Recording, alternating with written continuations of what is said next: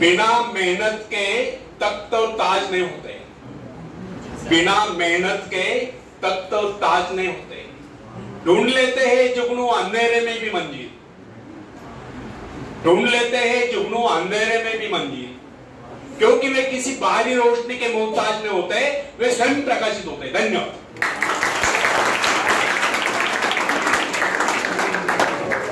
तो फ्रेंड्स, एक व्यक्ति है जिसके शरीर में स्वच्छ रक्त संचार हो रहा है, जिसके चौड़े कंधे हैं, सुंदर मजबूत दो हाथ है, जिसका वजन भी अच्छा है, जो सभी अंगों से युक्त तथा शरीर से चुस्त मस्त है। ऐसा व्यक्ति अगर दूसरों से सहायता मांगता है तो आप उसे क्या कहेंगे, उसके बारे में क्या सोचेंगे? अवश्य वह सर्वांग संपन्न होकर भी अपंग कहलाएगा। आप ऐसे अपंग मत बनिए, आप सामर्थ्यवान बनकर दिखाइए। आप ऐसे बनकर दिखाए कि लोग आपसे सहायता पाने की चेष्टा करें। क्या आपको पता है कि आप जिन लोगों को जानते हैं उनमें बहुत से ऐसे हैं जिन्हें किसी दूसरों से सहायता की प्रतीक्षा है? सही बात तो यह है कि उनमें से बहुत से लोगों को इस बात का भी पता नहीं कि उन्हें जो सहायता चाहिए वो कहां से मिलने वाली है। फिर भी वे इंतजार करते और सोचते रहते कि बस अब उनका काम बनने वाला है, उन्नति के द्वार खुलने वाले हैं। किसी लड़के का नाम उन्नति है क्या?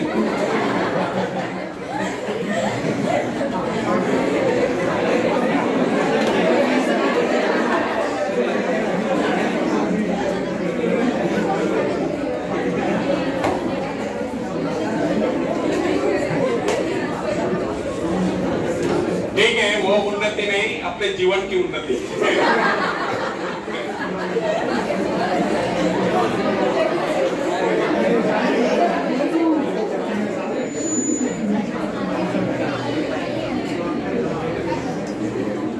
क्या ऐसा संभव है? वास्तव में ऐसा कदापि संभव है। ऐसे सोचने वाले ने अपने गिरेबान में झांक कर देखना चाहिए, क्या उन्होंने किसी दूसरों की कितनी सहायता की, उन्होंने आज तक किसकी कितनी मदद की। क्या कोई ऐसा व्यक्ति है जो कहे कि उन्होंने उसे सहायता की थी इसलिए वो आज उन्नति की चोटी पर? यदि आपने या उन्होंने किसी दूसरों की सहायता नहीं की तो फिर किसी दूसरों से, अरे गलत मीनिंग मत निकालो बेटियों।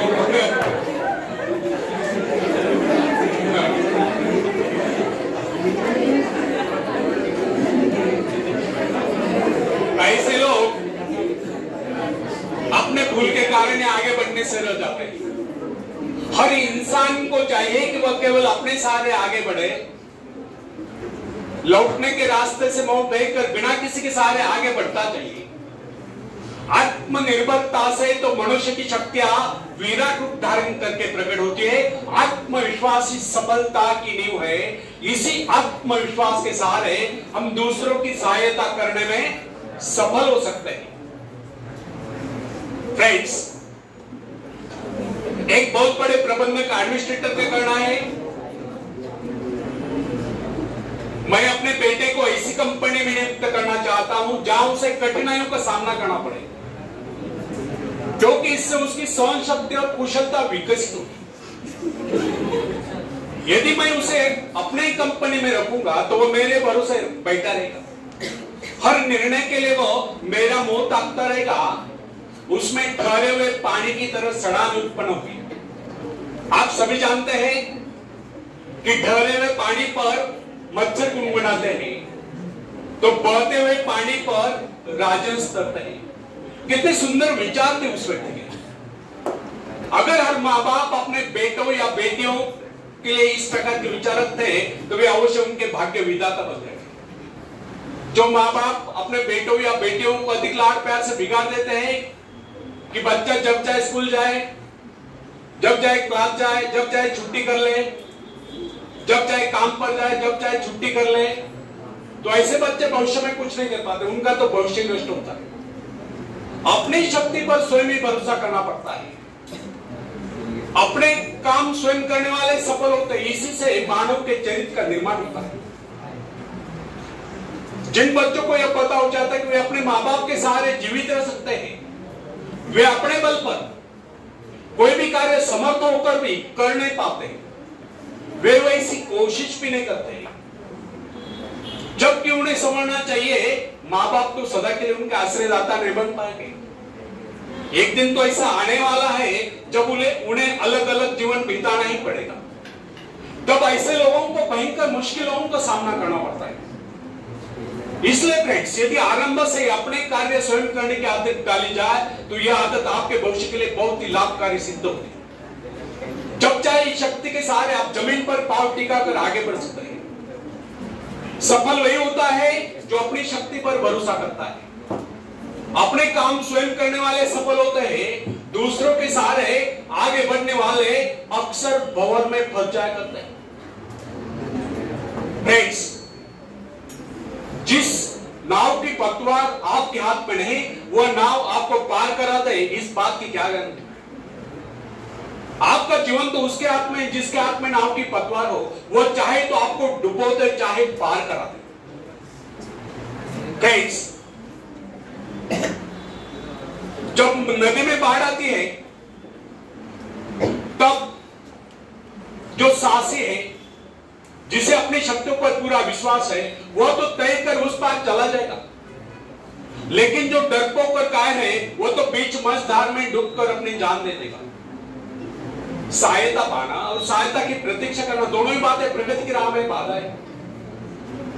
अतः हर युवक या युवती के लिए आवश्यक है कि वो शुरू से ही अपने काम स्वयं करने की आदत डाल लें। अपने माँ बाप आदि लोगों की शक्ति से विश्वास हटाकर केवल अपनी शक्ति के बल पर आगे बढ़ने की कोशिश करें। जिस क्षण आप बाहरी सहायता लेना बंद कर देंगे, उसी क्षण आपके भीतर आत्मनिर्भरता का अंकुर फूटते हुए महसूस होने लगेगा। स्वयं कार्य करते समय यदि आप असफल भी हो जाते हैं तो बिना उस असफलता को घबराए तुरंत उस कमी की खोज कीजिए जिसके कारण आपको असफलता मिली। जैसे आप उस कमी को खोज निकाले, तुरंत उसे दूर करने के प्रयास में जुट जाइए। आपका वास्तविक आदर तभी होगा जब आप एक सफल व्यक्ति के रूप में दुनिया के सामने आओगे। मगर यदि आप एक व्यक्ति के बाद दूसरे व्यक्ति के आगे हाथ फैलाना शुरू कर देंगे तो लोग आपको ममता या भिखारी कहेंगे। अतः आप ये प्रण कर लें कि आपको केवल अपने भरोसे जीना है, ना कि किसी की दया पर। क्योंकि बाहरी सहायता किसी वक्त वरदान सिद्ध होती है, अधिकतर समय यह अभिशाप ही सिद्ध होती है। फ्रेंड्स, बाहरी सहायता मनुष्य की काम करने की गति को मंद करके शरीर में सुस्ती ला देती है। आप ऐसे लोगों से मैत्री कीजिए जो आपको जीवन में आगे बढ़ने की प्रेरणा दे। कुछ लोग एक बाजू या एक पाव वाले होते हैं, फिर भी वे अपनी लगन, अपनी मेहनत से अपनी जीविका चलाते हैं। फिर तो आप तो हट्टे कट्टे फिर आगे बढ़ने की कोशिश आप क्यों नहीं कर सकते? मैं एक ऐसे व्यक्ति को जानता हूं जिसका एक पैर किसी रेल दुर्घटना में कट गया था। उसने कभी किससे भिक्षा नहीं मांगी, किससे दान लेना गवारा नहीं किया, यहां तक कि अपने बहन भाई का भी उसने कभी सहारा नहीं लिया। उसने एक छोटा सा धंधा फुटपाथ पर आरंभ किया। शुरू में वो न्यूज़पेपर बेचने लगा। 2 पैसे बचाकर उसने वजन तौलने की मशीन खरीद ली, उस पर अपना पेट पालने लगा। आज वही व्यक्ति उसी फुटपाथ के किनारे एक बहुमंजिला बिल्डिंग में न्यूज़पेपर स्टॉल लगाकर बैठा है। साथ में जेरोक्स सेंटर भी खोल रखा है और सुना है आजकल वो मोबाइल शॉपिंग भी चला रहा है। वो स्वाभिमानी था, किसी से मदद लेना वो अपना अपमान समझता था। आज वही व्यक्ति उन लोगों को जिनके हाथ पैर सलामत है, ऐसे परिवार जनों को खिलाता पिलाता है, उनके हर प्रकार की सहायता और मदद करता है। तो इसमें किसी को हैरत नहीं। आज वो दूसरों की सहायता करने योग्य हो चुका है। वो उन लोगों के लिए प्रेरणा स्थान है जो सर्वांग संपन्न होकर भी दूसरों से सहायता पाने की आशा रखते हैं। फ्रेंड्स, मैं केवल उस विकलांग की बात नहीं करता जिसे मैं जानता हूं। इस संसार में ऐसे बहुत से विकलांग लोग हैं जो अपनी हिम्मत से खुद भी खा रहे और अपने परिवार को भी पाल रहे। ऐसे स्वाभिमानी, मेहनती, आत्मविश्वासी और साहसी लोगों को अपनी जीविका चलाते देखकर हमें स्वयं के विषय में सोचना चाहिए कि क्या हम पूर्णतः स्वस्थ हैं, साथ ही सभी अंगों से युक्त तथा शरीर से चुस्त मस्त होकर भी क्या हम अपने आप को समर्थ समझने का अधिकार रखते हैं? यदि हाँ, तो फिर किसी दूसरों से सहायता की प्रतीक्षा। कोई भी स्वस्थ तथा सर्वांग संपन्न व्यक्ति तब तक अपने आप को समर्थ समझने का अधिकार नहीं रख सकता जब तक वो समझता कि वो किसी का अधीन है। वास्तविक स्वतंत्रता एक ऐसा उपाय है जिससे मनुष्य की शक्ति दोगुनी जाती है। इस प्रकार की भावना अन्य किसी प्रकार से प्राप्त नहीं होती। जब कोई युवक या युवती अपनी हिम्मत के सहारे किसी व्यापार में उतरता है तो उसके मन में एक श्रेष्ठ भावना अवश्य होती है।